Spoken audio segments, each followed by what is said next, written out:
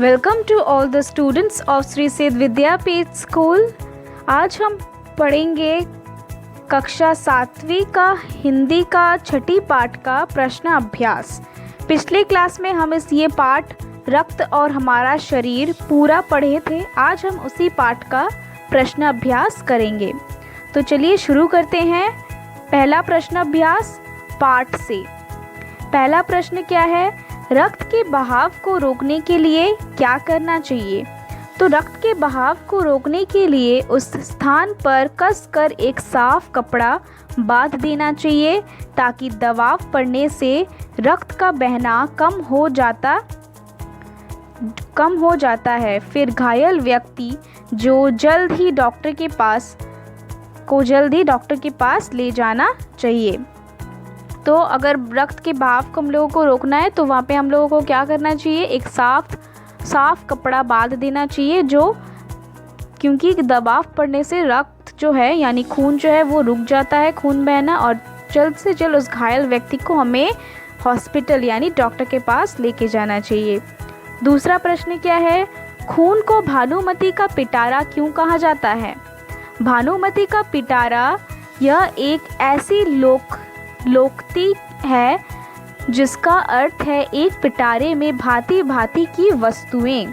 खून को भानुमति का पिटारा कहा गया है क्योंकि यदि सूक्ष्मदर्शी से खून की एक बूंद को जांचा जाए तो उसमें लाखों की संख्या में लाल रक्त कण मौजूद होते हैं जिनकी हम कल्पना भी नहीं कर सकते हैं। इसके अलावा सफ़ेद कण व प्लेटलेट कण भी उसमें पाए जाते हैं।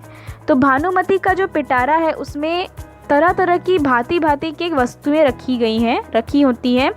तो खून को भी उसी के साथ तुलना क्यों की गई है? क्योंकि खून में भी ऐसे बहुत सारे कण मौजूद हैं और बड़ी तादाद में उनका जो संख्या है वो बड़ी तादाद में मौजूद है। वहाँ पे लाल रक्त कण हैं, सफ़ेद रक्त कण हैं, प्लेटलेट कण हैं। तो इसीलिए खून को भानुमति के पिटारा से संबोधित किया गया है।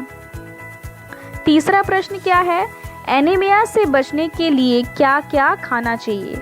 तो एनीमिया से बचने के लिए हमें पौष्टिक भोजन का सेवन करना चाहिए। मसलन हरी सब्जी, फल, दूध, अंडा और मांस का प्रयोग करना चाहिए। यानी ये सारी चीज़ें खानी चाहिए क्योंकि इनमें प्रोटीन, लौह तत्व और विटामिन काफ़ी मात्रा में मिलते हैं। तो यहाँ पे क्या क्या मिलते हैं इनसे? हम लोगों को प्रोटीन, लौह तत्व यानी आयरन और विटामिन भी मिलते हैं जो कि काफ़ी मात्रा में हम लोगों को मिलती हैं और ये रक्त के निर्माण में सहायक होती हैं जिनसे एनीमिया रोग का खतरा टल जाता है।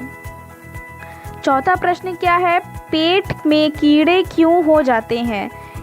इनसे कैसे बचा जा सकता है? पेट में कीड़े दूषित जल और खाद्य पदार्थों द्वारा शरीर में प्रवेश करते हैं, अतः इनसे बचने के लिए खाद्य पदार्थ ग्रहण करना चाहिए, साफ जल पीना चाहिए और भोजन करने से पहले हाथ अच्छी तरह धोना चाहिए। इसके अलावे नंगे पैर हमें नहीं घूमना चाहिए क्योंकि कुछ कीड़े ऐसे हैं जिनके अंडों से उत्पन्न लार्वा त्वचा के रास्ते शरीर में प्रवेश कर आंतों में पहुंच जाते हैं। इनसे बचने के लिए ज़रूरी है कि शौचालय का प्रयोग किया जाए और नंगे पांव हम नहीं घूमें। तो इसी तरीके से हम कीड़ों से जो पेट में होते हैं उनसे हम बच सकते हैं। पांचवा प्रश्न क्या है? रक्त के सफ़ेद कणों को वीर सिपाही क्यों कहा गया है? तो रक्त के सफ़ेद कणों को वीर सिपाही इसीलिए कहा गया है क्योंकि ये हमारे शरीर की रक्षा करते हैं।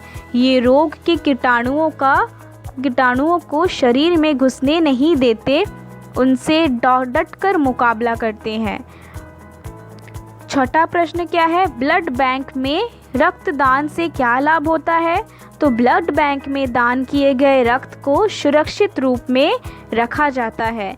किसी भी व्यक्ति को रक्त की आवश्यकता पड़े तो उसके लिए किसी भी समूह के रक्त वहाँ से लिया जा सकता है। इस प्रकार आपातकालीन स्थिति यानी इमरजेंसी में हम लोग किसी ज़रूरतमंद व्यक्ति को जान बचा सकते हैं। ब्लड बैंक से किया हुआ तभी जो रक्तदान किया जाता है ब्लड बैंक में, वो तभी काम आता है। 7वां प्रश्न क्या है? सांस लेने पर शुद्ध वायु से जो ऑक्सीजन प्राप्त होती है उसे शरीर के हर हिस्से में कौन पहुंचाता है? तो सफ़ेद कण, लाल कण, सांस नाली या फिर फेफड़े, इन चारों में से कौन सांस लेने पर जो हम लोग शुद्ध वायु जो लेते हैं उनमें से जो ऑक्सीजन हमको मिलती है वो हमारे शरीर के हर हिस्से में कौन पहुंचाते हैं? तो सांस लेने पर शुद्ध वायु से ऑक्सीजन प्राप्त होती है, उसे शरीर के हर हिस्से में लाल रक्त कण पहुंचाते हैं। अभी पाठ से आगे का पहला प्रश्न, रक्त में हीमोग्लोबिन के लिए किस खनिज की आवश्यकता पड़ती है? पहला जस्ता, लोहा, शीशी या फिर प्लैटिनम। इन चारों में से हीमोग्लोबिन के लिए किस खनिज की आवश्यकता पड़ती है? लोहा की आवश्यकता पड़ती है, यानी आयरन। दूसरा प्रश्न क्या है? बिंबाणु प्लेटलेट कण की कमी किस बीमारी में पाई जाती है? तो बिंबाणु प्लेट की कमी किस बीमारी में पाई जाती है? टाइफॉइड, डेंगू, मलेरिया या फिर फाइलेरिया। तो उत्तर क्या है? डेंगू। अभी भाषा की बात की ओर बढ़ते हैं। पहला प्रश्न क्या है भाषा की बात की? 4 महीने के होते होते ये नष्ट हो जाते हैं। इस वाक्य को ध्यान से पढ़िए। इस वाक्य में होते होते के प्रयोग से यह बताया गया है कि 4 महीने से पूर्व ही ये नष्ट हो जाते हैं। इस तरह के 5 वाक्य बनाइए जिनमें इन शब्द का प्रयोग हो। तो इन शब्दों से आपको वाक्य बनाना है। और ख प्रश्न क्या है कि इन प्रयोगों को पढ़िए कि सड़क के किनारे किनारे पेड़ लगे हैं, आज दूर दूर तक वर्षा होगी। तो इन वाक्यों में होते होते की तरह किनारे किनारे और दूर दूर शब्द के दोहराए गए हैं, पर हर वाक्य में अर्थ भिन्न है। किनारे किनारे का अर्थ है किनारे से लगा हुआ और दूर दूर का यानी बहुत दूर तक। तो आपको निम्नलिखित शब्दों का प्रयोग करते हुए वाक्य बनाना है और उनके अर्थ भी आपको लिखने हैं। तो चलिए इनका उत्तर देखते हैं। बनते बनते, मेरा काम बनते बनते बिगड़ गया। पहुँचते पहुँचते, स्टेशन पहुँचते पहुँचते ट्रेन खुल गई। लेते लेते, मैं कार लेते लेते रह गया। करते करते, वो होमवर्क करते करते थक गया। दूसरा प्रश्न क्या है? दूसरा प्रश्न का उत्तर ठीक ठीक, एकदम सही। वह ठीक ठीक काम कर लेता है। घड़ी घड़ी, हर पल, वह घड़ी घड़ी रुपए मांगता है। कहीं कहीं यानी कुछ जगहों पर। रास्ते में कहीं कहीं पेड़ नज़र आ रहे हैं।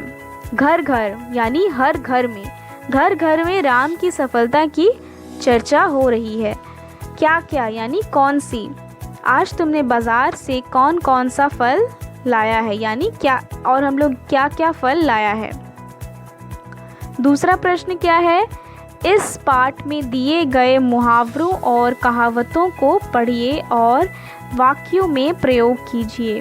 भानुमति का पिटारा यानी दस्तक देना, धावा बोलना, घर करना, पीठ ठोकना। तो आपको इन सारों के वाक्य में प्रयोग करना है। भानुमति का पिटारा, भांति भांति की वस्तुएं जादूगर की तरह जादूगर की झोली तो मानो भानुमति का पिटारा है। दस्तक देना, खटखटाना, रात को जब किसी ने दरवाजे पर दस्तक दी तो मैं घबरा गई। धावा बोलना, आक्रमण करना, यानी यदि पाकिस्तान ने ज़रा सी भी सर उठाया तो भारत उस पर धावा बोलने से चूकेगा नहीं, यानी आक्रमण करने से चूकेगा नहीं। घर करना यानी अपना स्थान बनाना। रोगाणु धीरे धीरे मनुष्य के शरीर में घर करने लगते हैं। पीठ ठोकना, शाबाशी देना। कक्षा में प्रथम आने पर पिताजी ने मेरी पीठ ठोकी, यानी शाबाशी दी। दूसरा प्रश्न, ख प्रश्न क्या है? ये जो 2 प्रश्न हमने दिए हैं ये अपने मन से दिए हैं। आपको ये प्रश्न लिख लेना है अपने कॉपी में, यानी ये एक्स्ट्रा क्वेश्चंस हैं कुछ। रक्त में कितने प्रकार के कण होते हैं और वो क्या करते हैं? तो मोटे तौर पर रक्त में 3 प्रकार के कण होते हैं। कौन कौन से? सफ़ेद, लाल और बिंबाणु। तो लाल रक्त जो कण हैं वो क्या करते हैं, उनके कारण खून का रंग लाल दिखाई देता है और ये जो रक्त कण होते हैं दिन रात शरीर के लिए काम करते हैं। सांस लेने पर साफ हवा से जो ऑक्सीजन शरीर में आ जाती है तो ये कण ही उसे पूरे शरीर में फैलाते हैं। सफ़ेद रक्त कण क्या करते हैं, हमारे शरीर को रोग मुक्त रखते हैं और हमारे शरीर में रोगाणुओं को प्रवेश नहीं करने देते हैं, इसीलिए उन्हें वीर सिपाही भी कहा गया है और वो बहुत सी बीमारियों से भी हमारी रक्षा करते हैं। बिंबाणु यानी प्लेटलेट कण, तो ये कण शरीर के किसी भी भाग में चोट लगने पर रक्त जमाव का कार्य करते हैं। ये दूसरा प्रश्न है, रक्त के विभिन्न कण शरीर में क्या क्या भूमिका अदा करते हैं? तो हमारे शरीर के लिए रक्त का अत्यधिक महत्व है। इसमें छोटे बड़े कई तरह के कण होते हैं, मसलन कुछ लाल, कुछ सफ़ेद और कुछ ऐसे हैं जिनका कोई रंग नहीं होता। इनके कारणों से रक्त कण बिंबाणु कहलाते हैं। रक्त की एक बूंद में लाल रक्त कण लाखों की संख्या में विराजमान होती हैं। इसी कारण रक्त में हमें लाल रंग दिखाई देती है और ये कण हमारे स्वास्थ्य के लिए अलग अलग कार्य भी करते हैं। यह कण सांसों द्वारा लिए गए ऑक्सीजन को शरीर के अलग अलग भागों तक पहुंचाने का काम करते हैं। रक्त में हम सफ़ेद कण का महत्वपूर्ण भूमिका है क्योंकि ये कण रोगाणुओं से हमारे शरीर की रक्षा करते हैं। बिंबाणु चोट लगने पर रक्त का जमाव क्रिया में मदद करते हैं और रक्त के तरल भाग यानी प्लाज्मा में स्थित विशेष तरह के प्रोटीन रक्तवाहिका की कटी फटी दीवार में जाला बुन देती है, तो जीवाणु इस जाले से चिपक जाते हैं और जिससे दीवार में आई दरार भर जाती है और खून का बहना रुक जाता है। तो यही कुछ महत्वपूर्ण कार्य हैं और भूमिका है जो कि 3 जो रक्त कण हैं वो निभाते हैं। यहाँ पे बच्चों आपको ये वाला प्रश्न क दिख रहा होगा और ऊपर वाला प्रश्न ख दिख रहा होगा, लेकिन ये उल्टा होगा, यानी ऊपर वाला प्रश्न आप एक्स्ट्रा क्वेश्चन देंगे हेडिंग पे और लिखेंगे वो वाला क, पहला वाला प्रश्न जो ख में है वो क लिखेंगे और दूसरा वाला प्रश्न लिखेंगे ख। तो ये 2 एक्स्ट्रा क्वेश्चन है जो मैं आपको दे रही हूँ। तो इसी के साथ ये पार्ट समाप्त होता है और आप इस पार्ट को फिर से अच्छे से पढ़िए और बहुत सारी जानकारियाँ आपको मिलेंगी। इस पार्ट को आप अच्छे से पढ़ेंगे तो ये सारे जो प्रश्न उत्तर हैं उसको भी आप अच्छे से अपने कॉपी में लिख लेंगे और अच्छी तरीके से याद कर लेंगे। हम आपके साथ दूसरे क्लास में मिलेंगे एक नए पार्ट के साथ। धन्यवाद।